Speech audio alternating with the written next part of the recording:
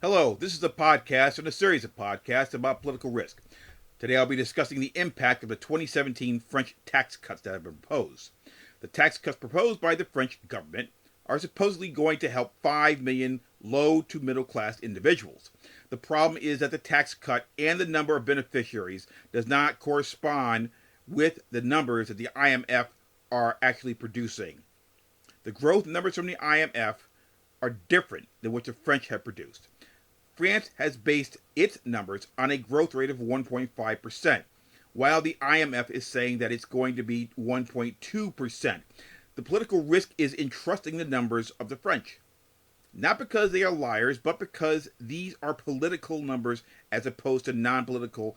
And the non political numbers you should be focusing on are the ones from the IMF. By political numbers, I mean those that are released by elected and appointed officials who rely on elected officials to keep their jobs. They are not outright lies, but in most cases, they are a little bit more sugar-coated and rosy than they should be. This is a universal truth in all countries since the beginning of time. Non-political numbers from the IMF are just as described, not tainted by politics. As a foreign direct investor, particularly in the retail markets and durable goods, you need to look at the tax cut as an opportunity to expand. If you were relying on the numbers from the IMF, and if you also could rely on the French numbers, you can't rely on the French numbers. The IMF numbers are the closest to the truth you're going to get, and therefore you shouldn't go anywhere near expanding. There's a conflict within these numbers. The real possibility is that it's going to be a lot less or somewhere between the two, and that's not going to be good enough because they're basing these tax cuts on two different sets of numbers, and that is a bad way to go. Why would the French go on a spending spree when unemployment has risen to its highest level in 3 years? You literally have anywhere from 50,000 to 3.6 million people unemployed, depending on who you trust. The numbers of unemployed people are even out of whack. No one is going to spend based on a tax cut that is based on a growth number that is at odds with the IMF. The elections of 2017, in my opinion, are driving this growth rate number from the French government, and the numbers that are being driven by the French government are based upon the fact they want to be reelected. I'm very skeptical. It doesn't matter what country it is.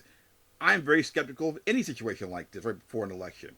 Secondly, as previously discussed, I do not buy the growth rate because it is completely at odds with the IMF. It is not close to those numbers. It may appear close, but it's not close. And if these numbers were reversed and we're using the IMF numbers, even then I'd be skittish, but I probably would advise a little bit more, a little less caution because the political risk level would be lower. If you get something better, then that's great. All polls are showing that the economy is going to be the major problem for the current government in France in the 2017 elections. Now, you have the prospect of instability based on the results of an election that has not happened. There's insufficient political risk when you have and know that a government is going to stay in place. For good or for bad, you have a very, very good idea of what's going to happen as far as policies and changes in regulation, market entry, and things of that nature. There is sufficient political risk to foreign direct investors and companies in France because there's a good chance the current government is going to be gone. And they're basing a tax cut upon numbers that are probably not correct in the first place, are not going to help them in this election. I would seriously advise any foreign direct investor or company to maintain, not expand, hold off if you're not into a new project yet. This has been Mel Thompson.